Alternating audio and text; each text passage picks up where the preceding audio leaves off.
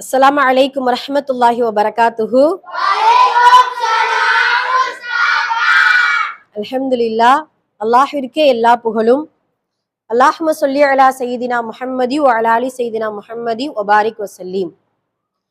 எல்லா புகழும் அல்லாஹ்விற்கே. அல்லாஹ்வுடைய அன்பும் அருளும் எம் பெருமானார் ரசூலை கரீம் ஸல்லல்லாஹு அலைஹி வஸல்லம் அவர்கள் மீதும் நம் அனைவரின் மீதும் என்றென்றும் நின்று நிலவட்டுமாக. நாம் எதை கேட்க இருக்கிறோமோ அதனை நமது உள்ளத்தில் உள்வாங்கி அதை நமது வாழ்விலும் செயல்படுத்தி அதை நாம் மற்றவர்களுக்கும் எத்தி வைக்கக்கூடிய நன்மக்களாகவும் வல்ல ரஹ்மான் நம் அனைவரையும் ஆக்கி அருள் புரிவானாக. ஆமீன். ஹைர். அல்ஹம்துலில்லாஹ். அல்லாஹுடைய கிருபையினால நம்ம ஒவ்வொரு வார வெள்ளிக்கிழமையும் ஜும்ஆவுடைய நாளில பல நல்லுபதேசங்களையும் நமக்கு வாழ்க்கைக்கு தேவையான சில விஷயங்களை நம்ம கேட்டுட்டு வரோம். அதன் அடிப்படையில இன்னைக்கு நம்ம எதை பத்தி நம்ம பேச போறோம் அப்படின்னு சொல்லும் பொழுது, ஹிஜ்ரி 1446 என்கின்ற ஹிஜ்ரி முதல் வருட பிறப்புல நம்ம இருக்கிறோம். புத்தாண்டு வருட பிறப்புல இருக்கிறோம். அல்ஹம்துலில்லாஹ். அல்லாஹு தாலா இந்த வருடத்தில் இதற்கு பின்னால் இருக்கக்கூடிய வருடங்களிலும் அல்லாஹு தாலா நிரப்பமான சந்தோஷத்தையும் நிறைவான மகிழ்ச்சியையும் நம் அனைவருக்கும் தந்தல் புரிவானாக. ஆமீன். இனி வரக்கூடிய காலங்களை நல்ல முறையில் இறைவனுக்கு பிடித்தமான நேரங்களை அவனுக்காக அவனை திக்ரு செய்வதன் மூலம் செலவு செய்யக்கூடிய பாக்கியத்தை நம் அனைவருக்கும் அல்லாஹு தாலா தந்தருள் புரிவானாக. ஆமீன். ஹைர். அல்ஹம்துலில்லாஹ். ஹிஜ்ரி 1446. ஹிஜ்ரி என்றால் உங்களுக்கு எல்லாம் தெரியும், ஹிஜ்ரத் செய்வதற்கு ஹிஜ்ரி என்று சொல்லப்படும். உமர் ரலியல்லாஹு அன்ஹு அவர்களுடைய காலத்துலதான் இந்த ஹிஜ்ரி என்ன செய்யுது, நடைமுறைக்கு கொண்டு வந்துச்சு. எல்லாருக்குமே தெரியும் இல்லையா? யாருடைய காலத்துல? உமர் ரலியல்லாஹு அன்ஹு அவர்களுடைய காலத்துல. இன்னைக்கு நம்ம எதை பத்தி பார்க்க போறோம் அப்படின்னா, ரெண்டு விஷயம் உங்களுக்கு நான் சொல்லி கொடுக்க போறேன். ஹிஜ்ரத்னா என்ன, எதனால ஹிஜ்ரத் செய்தாங்க அப்படிங்கிற சில விஷயத்தையும், ஹிஜ்ரத்தின் மூலம் நமக்கு கிடைக்கக்கூடிய 3 படிப்பினைகள், ரொம்ப உறுதியான நமக்கு பயனுள்ள 3 படிப்பினைகளை பத்தி நம்ம பார்க்க போறோம் இன்ஷா அல்லாஹ். முதல்ல ஹிஜ்ரத் என்றால் என்ன அப்படிங்கிறத நம்ம பார்ப்போம். சரியா? நீங்க பார்த்திருப்பீங்க, அதாவது இன்விடேஷன்ல இதெல்லாம் பார்க்கும்போது நம்ம அதுக்கு மட்டும்தான் ஹிஜ்ரிய பயன்படுத்துவோம். வேற எதுக்குமே என்ன செய்யறது இல்ல, ஹிஜ்ரிய பயன்படுத்துறதே கிடையாது. அந்த ஹிஜ்ரி அப்படின்னு சொல்லிட்டு அந்த இன்விடேஷன்ல என்ன செஞ்சிருப்பாங்க, 1441 42 அப்படின்னு அப்படியே போட்டுட்டே இருப்பாங்க. அந்த இன்விடேஷன்ல மட்டும்தான் அந்த வேர்டை பார்க்கவே முடியும். அந்த அளவுக்கு இஸ்லாமிய மார்க்கத்துல ஹிஜ்ரி என்கின்ற வார்த்தை புழக்கத்தில் ரொம்ப கம்மியா இருக்குது. ஆனா நம்ம எப்பயுமே ஞாபகம் வச்சுக்கிறோம் இன்ஷா அல்லாஹ். மறக்கக்கூடிய சரித்திரம் அல்ல அந்த ஹிஜ்ரத். ஹிஜ்ரத் என்றால் ஒரு ஊர் அல்ல, அதாவது ஒரு மனிதன் அல்ல, ஒரு குடும்பம் அல்ல, ஒரு சமுதாயமே, ஒரு பெரும் எண்ணிக்கை கொண்ட மக்கள் ஊர் விட்டு ஊர் போயிருக்காங்க. புரியுதுங்களா? இப்ப நாம பிறந்த ஊரை விட்டு யாராவது போக மனசு வருமா? எவ்வளவு கஷ்டமா இருக்கும். நம்ம பிறந்த ஊர்ல சொந்த வீடு இருக்கும், நிறைய உறவுகள் இருப்பாங்க, எல்லா ஃப்ரெண்ட்ஸுங்க நிறைய பேர் இருப்பாங்க. இதை விட்டுட்டு பக்கத்து ஊருக்கு இல்ல வேற ஏதாவது நாட்டுக்கு நம்ம அப்படியே ஷிஃப்ட் மாறும் பொழுது எவ்வளவு கஷ்டமா இருக்கும். ஆனால் மக்காவுல இருக்கக்கூடிய அந்த சஹாபாக்கள் அவங்க ஒரு 13 வருஷம் சொல்லலா துன்பங்கள். எந்த அளவுக்கு அப்படின்னா, நம்ம எவ்வளவு சுதந்திரமா குர்ஆன் ஓதுறோம் இப்ப உள்ள காலகட்டத்துல. ஆனா அங்க குர்ஆன் ஓதுவதற்கு சுதந்திரம் கிடையாது. மக்காக்குள்ள தொழுகிறதுக்கு சுதந்திரம் கிடையாதுப்பா. தொழுதா என்ன செய்வாங்க, ஒண்ணு குடலை தூக்கி, அதாவது ஒட்டக குடலை தூக்கி ரசூல் ஸல்லல்லாஹு அலைஹி வஸல்லம் மேல போட்டாங்களா, தொழுதா அடிப்பாங்க, களிமா சொன்னா அடிப்பாங்க. மற்ற என்ன ஒருவருக்கொருவர் சஹாபாக்கள் பேசி கொண்டால் கூட அடிப்பார்களா. இந்த இஸ்லாமிய மார்க்கத்துக்கு அவ்வளவு எதிர்ப்பு மக்காக்குள்ள. 13 வருஷம் என்னடா செய்ய? ஏன்னா அல்லாஹுடைய உத்தரவு வந்தாதானே நம்ம ஊர் விட்டு ஊர் போக முடியும். நம்ம இஷ்டத்துக்குலாம் அந்த காலத்துல வகி வரக்கூடிய நேரம் அந்த காலம் இப்ப வகி கிடையாது. அதனால நாம என்ன செய்யறோம், நம்ம எப்படி வேணாலும் நம்ம இது பண்ணிக்கிட்டு இருக்கோம், நம்ம செயல்பட்டு இருக்கோம். ஆனா அந்த காலத்துல அல்லாஹுடைய உத்தரவு இல்லாம எதுவுமே செய்யக்கூடாது, செய்ய முடியாது. அதனால அல்லாஹுடைய உத்தரவை எதிர்பார்த்து அந்த சஹாபாக்கள் ரொம்ப கஷ்டப்படுறாங்க. அதுலயும் முக்கியமா ரசூல் ஸல்லல்லாஹு அலைஹி வஸல்லம் அவர்கள், அவங்களுக்கு என்னென்ன பேர் சுட்ட முடியுமோ, யாராவது நம்மளை பார்த்து பைத்தியமா அப்படின்னு கேட்டா எவ்வளவு கோவம் வரும் நமக்கு. அல்லாஹுடைய தூதரை பார்த்து அப்படி கேட்டாங்க, மஜ்னூனா நீ, மஆதல், அல்லாஹ் பாதுகாக்கும், நீ பைத்தியக்காரரா, நீ சூனியமா வைக்கிற சூனியக்காரரா, நீ உனக்கு வேற ஆளை கிடைக்கலையா, அல்லாவுக்கு உனக்கு ஆளை கிடைக்கலையா, உன்னை போய் நபியா அனுப்பிச்சிருக்காங்களே அப்படியெல்லாம் கேட்டா எப்படி ரணமா இருக்கும் உள்ளம். அந்த ஒரு மனிதன் சொல்லுவான், நீ இந்த ஊருக்குள்ள பிறந்து வளர்ந்து இங்க ஊருக்குள்ள இஸ்லாமிய மார்க்கத்தை சொன்னதுனால ஒவ்வொரு வீட்லயும் நிம்மதி இழந்து போயிட்டோம் நாங்கெல்லாம். நீ தயவு செஞ்சு எங்கிட்டாவது போயிட, உன்னால எவ்வளவு கஷ்டப்படுறோம் நாங்க அப்படின்ட்டு என்னென்ன சொல்ல முடியுமோ. உனக்கு பொன்னாசை இருக்குதா, பெண்ணாசை இருக்குதா, உனக்கு ஆட்சி அதிகாரம் வேணுமா, யாராவது பெண்கள் திருமணம் முடிச்சு கொடுக்கணுமா, அதெல்லாம் என்னென்ன வார்த்தையை கேட்கணுமோ எல்லாம் கேட்டாங்க அந்த மக்கள். எப்படி கஷ்டமா இருக்கும். கொலை செய்ய முயற்சி செஞ்சாங்க. ரசூல்லா ஒரு வீட்டுக்கு வெளியில உட்கார்ந்து இருந்தாங்க. மேல இருந்து ஒரு பாறாங்கல்ல உருட வச்சு பாத்தீங்கன்னா அது ரசூல் ஸல்லல்லாஹு அலைஹி அவர்கள் மேல விழுறதுக்கு முயற்சி செஞ்சாங்க. அல்லாஹ் தஆலா பாதுகாத்துட்டான். நஞ்சில ஊற வச்ச கத்தி, கூர்மையான குருவால் எடுத்து இடுப்புல சொருவி கொண்டு ஒரு மனிதர் ரசூல் ஸல்லல்லாஹு அலைஹி அவர்களை சந்திக்க வருவாங்க. குத்தி எப்படியாவது இவர் என்ன செஞ்சிடலாம், கொன்னுடலாம். நஞ்சில ஊற வச்சுன்னா உங்களுக்கு புரியுதா, அதாவது விஷத்துல ஊற வச்ச கத்தி ஒரு முறை அப்படியே வயிற்றுக்குள்ள சொருவணும் அப்படின்னா முடிஞ்சு போச்சு. ரசூல்லா எந்த அளவுக்கு உயிர், அதாவது கத்தியின் முனையில அவங்க உயிரோடு இருந்திருக்கிறாங்க. சுப்ஹானல்லாஹ். இவ்வளவு துன்பங்களோடு 13 வருஷ காலம். சுப்ஹானல்லாஹ். அல்லாஹு தாலா வகை அனுப்புறான், நீங்க ஹிஜ்ரத் செய்யுங்க தோழர்களே, நபியே நீங்க ஹிஜ்ரத் செய்யுங்க, உங்களுடைய தோழர்களோடு நீங்க ஹிஜ்ரத் செய்யுங்க. அவ்வளவு சந்தோஷம் மக்கா மாநகரத்துக்குள்ள. நாமெல்லாம் சந்தோஷப்பட மாட்டோம், அப்படிதானே? நம்ம சொந்த ஊரை விட்டு யாராவது போன்னு சொன்னா சந்தோஷப்படுவோமா? ஆனா அந்த சஹாபாக்கள் சந்தோஷப்பட்டாங்க. தன்னுடைய உடைமைகள், தன்னுடைய பொருள், தன்னுடைய உறவுகள் எல்லாரும் எங்களுக்கு வேண்டாம், எனக்கு இஸ்லாமிய மார்க்கமும் அல்லாஹ் மட்டும்தான் எனக்கு வேணும்னு சொல்லிட்டு மக்காவுல இருந்து மதீனாவுக்கு, மக்கா டு மதீனா எவ்வளவு கிலோமீட்டர் தெரியுமா? 500 கிலோமீட்டர். அந்த காலத்துல ஏதாவது ட்ரெயின், பிளைட்டு, பஸ் ஒண்ணுமே இல்லப்பா. வாகனம் என்னென்ன இருக்கும் தெரியுமா? என்னென்ன? பாலைவன கப்பல் என்று சொல்லக்கூடிய ஒட்டகம். அதுலயும் ஒட்டகம் இருக்கணும்னா ஒரு பணக்காரரா இருக்கணும். சும்மா ஏலப்பட்ட சஹாபாக்கிட்ட ஒட்டகம் கூட கிடையாது. அல்லது கோவேரி கழுதை, இல்லைன்னா நடைபயணம். இந்த 3 பயணம் தான் இருக்குது. ஒட்டக பயணம், கோவேரி கழுதையுடைய வாகனம், அல்லது நடைதான். நடராஜாவா அப்படின்னு செஞ்சிருது, நடந்து போறது. சஹாபாக்கள் நிறைய பேரு நடந்து போனாங்க. சுபஹானல்லாஹ். 500 கிலோமீட்டர் நடந்து போயிருக்காங்க. இந்த பாலைவன சூட்டுல தண்ணீர் இல்லாம, சாப்பிட சரியான உணவுகள் இல்லாம, எல்லாத்தையும் திறந்து எதுவுமே வேண்டாம் அப்படின்னு சொல்லிட்டு எத்தனை சஹாபாக்கள் போனாங்க. கண் தெரியாத ஒரு சஹாபி போனாங்கப்பா மக்காவுல இருந்து மதீனாவுக்கு. கண் தெரியாம அப்படியே கூட ஆளுக போட்டு போவாங்கல்ல, கை பிடிச்சு கைத்தாங்களா கூட்டிட்டு போனாங்க.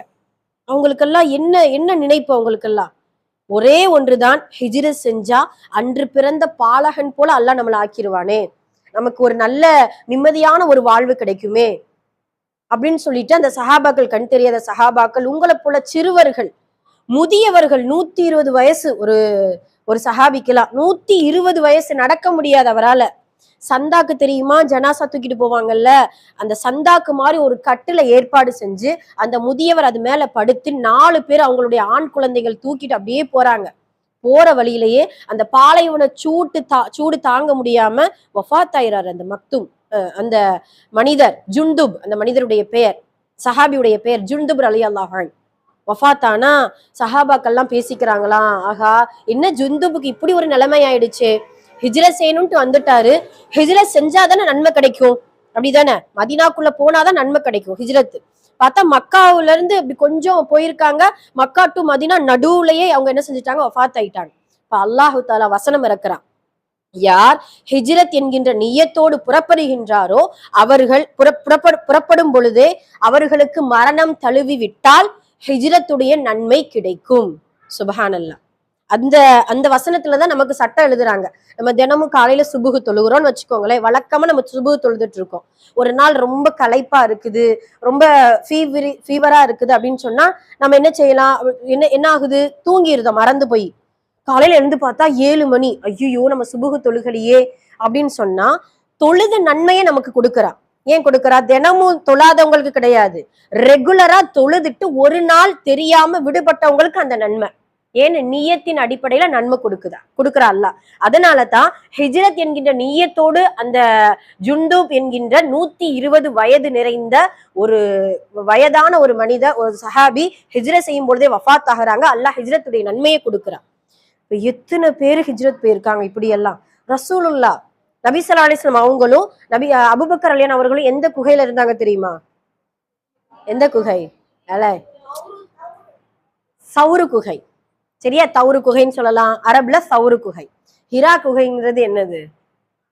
வஹியரன், குழப்பிக்க கூடாது, சரியா? இது பண்ணிக்க கூடாது. ஹிரா என்பது வஹி வந்த குகை. சவுர் குகை என்பது ரொம்ப அந்த எதிரிகளுக்காக பயந்து என்ன செய்யறாங்க, ஹிஜ்ரத் போகும்பொழுது ஒரு 3 நாள் குகையில தங்குறாங்க. சரியா?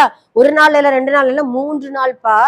மக்காவுல போனவங்க அந்த ஹிரா குகைக்கு, இந்த வீடியோஸ் எல்லாம் யூடியூப்ல நம்ம வீடியோ பாக்குறோம்ல, ஹிரா குகைனா ஒரு பெரிய அப்படியே நல்லா என்ன சொல்றது, உள்ள போய் நல்லா நின்னு நல்லா ஜாலியா இருக்கிற மாதிரிலாம் இல்ல. போகும்போதே குனிஞ்சு போனாதான் உள்ள போக முடியும். அங்க நிமிந்து உட்கார கூட முடியாது, படுக்கத்தான் செய்யணும். குட்டி குகைப்பா. அதனுடைய வாயில் பாத்தீங்கன்னா ரொம்ப சின்னதா இருக்கும். அதுக்கு அதுலயே ரசூல் ஸல்லல்லாஹு அலைஹி வஸல்லம் அவங்க நபி அபூபக்கர் ரலியல்லாஹு அவர்களோடு 3 நாள் அந்த குகைக்குள்ள தங்குறாங்க. சுபஹானல்லாஹ், எப்படி முடியும்? அந்த 3 நாட்களும் மக்காவுல இருந்து அவங்களுக்கு உணவு வரும். யார் கொண்டு வர்றா? அபூபக்கர் ரலியல்லாஹு அவர்கள் இருக்காங்கல்ல உள்ள, அவங்களுடைய மகள் அஸ்மா கொண்டு வருவாங்க.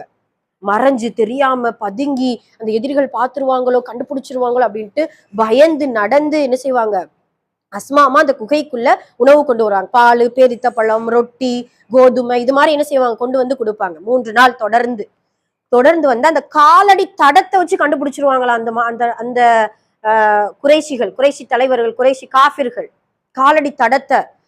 இப்பெல்லாம் பாத்தீங்கன்னா ஏதாவது கண்டுபிடிக்கணும்னா மோப்ப நாய் வச்சிருப்பாங்கல்ல. இப்போ ஒரு திருடன் ஒரு வீட்டுல திருடிட்டான்னு நினைச்சுக்கோ, அந்த திருடனை கண்டுபிடிக்க என்ன செய்வாங்க, மோப்ப நாய் விட்டு அந்த ஸ்மெல் பண்ண வச்சு அந்த திருடன் எங்க இருக்கான்னு கண்டுபிடிச்சிருவாங்க. அந்த காலத்துல மனிதன் தான் மோப்ப நாயா இருந்திருக்கான். மனிதன் எங்க இருக்கான் அப்படின்னு சொல்லிட்டு மோப்பம் முடிச்சே கண்டுபிடிச்சிருவானா. அந்த அளவுக்கு கை தேர்ந்தவங்களா அந்த காலத்துல அந்த எதிரிகள் இருந்திருக்கிறாங்க.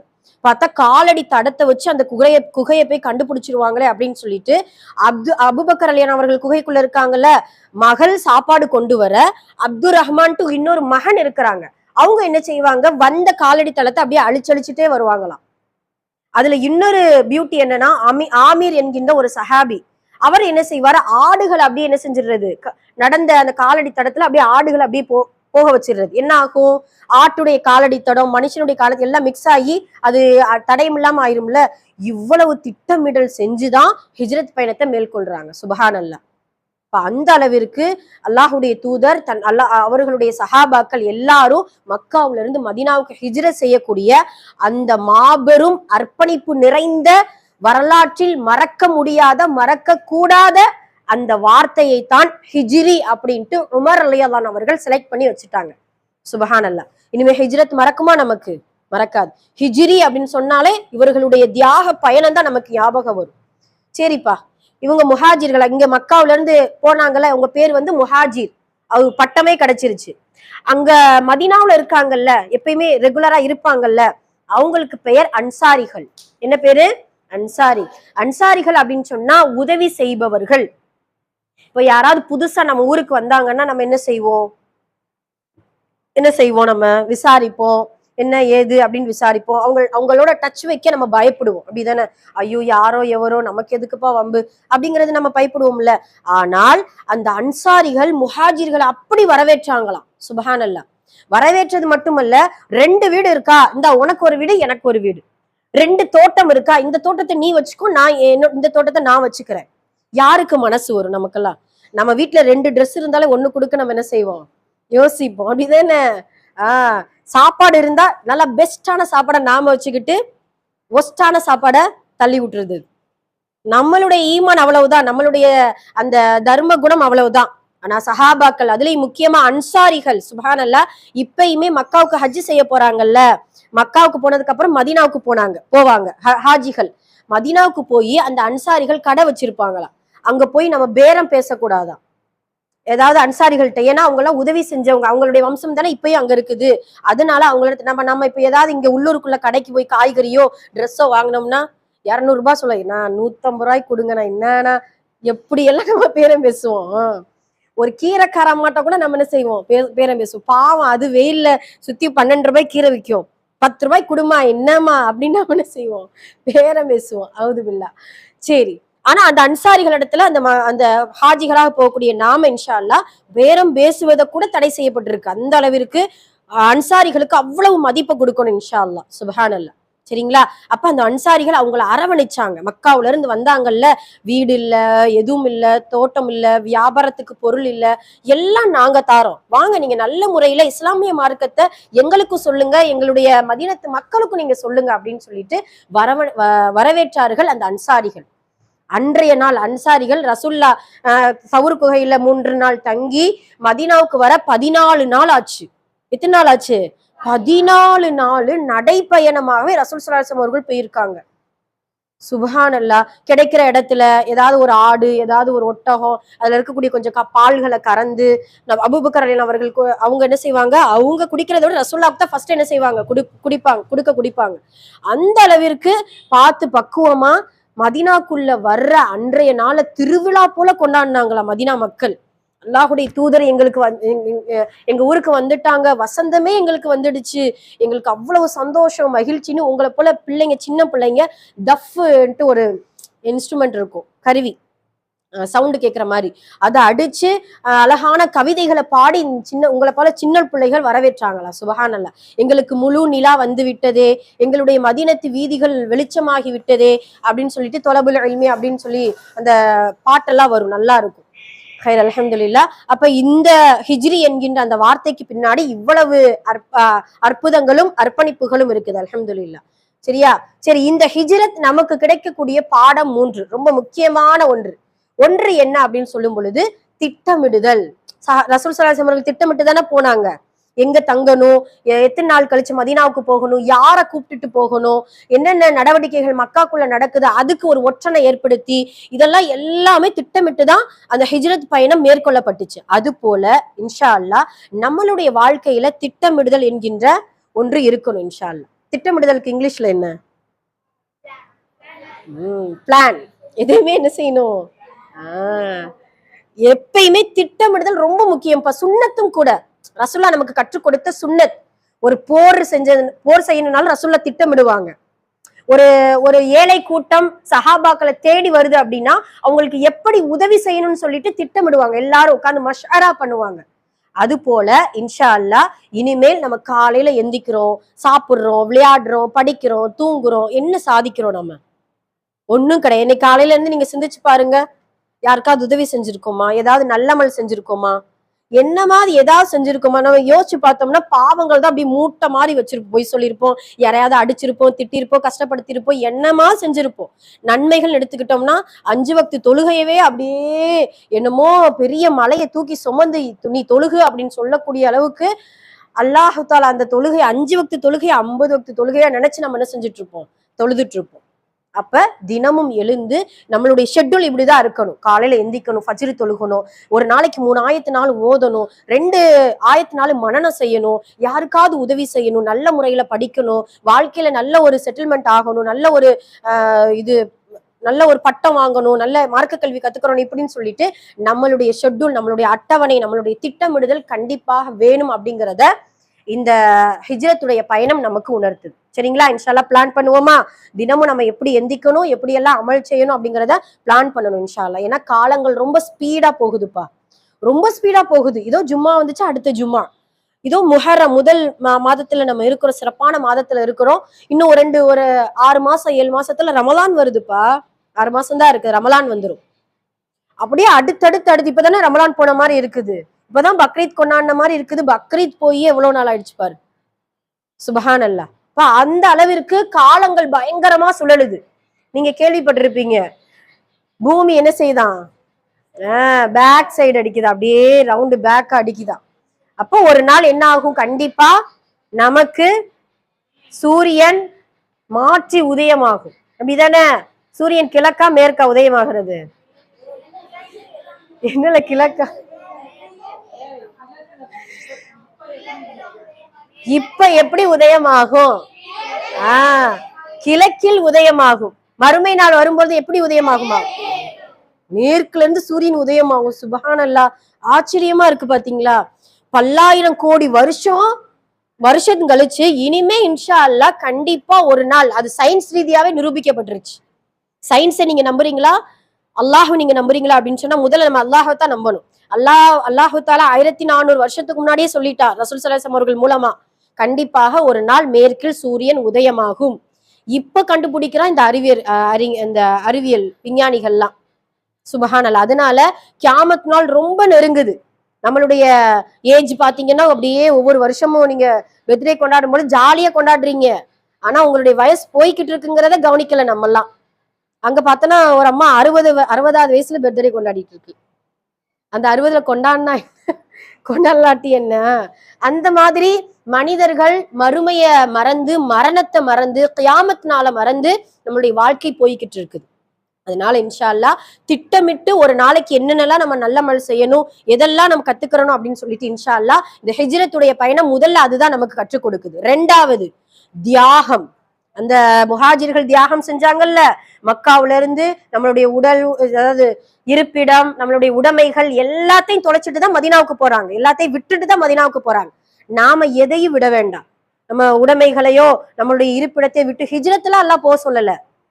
என்ன சொல்றோம், நம்ம அல்லாவுக்காக நேரத்தை செலவிடுங்க, நேரத்தை தியாகம் செய்யுங்க. எப்படி நேரத்தை தியாகம் செய்யலாம்? வீணா தொழுகையின் மூலம், அதே போல குர்ஆன் ஓதுவதின் மூலம், திக்ரின் மூலம், இதெல்லாம் தியாகம் செய்வது, நேரத்தை தியாகம் செய்வது. சரிங்களா? ஒரு பழமொழி சொல்லுவாங்கல்ல, காலம் பொன் போன்றது. தப்பா சொல்றேன். Time is gold. Time is கோல்டுனா என்ன அர்த்தம்? காலம் பொன் போன்றதுன்னா, பொண்ணா என்ன அர்த்தம்? தங்கம். தங்கத்தை கூட இப்ப வாங்கிடலாம்ப்பா. கழிச்ச நேரத்தை நம்ம வாங்க முடியுமா? நம்ம மகரிப்ல இருக்கோம், அசர் நேரத்தை எவ்வளவு கொடுத்து வாங்க முடியும்? வாங்கவே முடியாது. அவ்வளவுதான். அந்த வாட்ச் வேணா அப்படி என்ன செய்யும், அடுத்தடுத்து அப்படியே ரொட்டேட் ஆகும். ஆனா நம்மளுடைய வாழ்க்கை ரொட்டேட் ஆகாது, அப்படியே பேக் போகவே போகாது. அதனால இன்ஷா அல்லாஹ் நம்ம என்ன செய்யணும், நேரத்தை அல்லாவுக்காக தியாகம் செய்யணும். அந்த ஹிஜ்ரத்துடைய பயணம் 2வதாக நமக்கு கற்றுக் கொடுக்கக்கூடிய பாடம் இதுதான் இன்ஷா அல்லாஹ். சரிங்களா?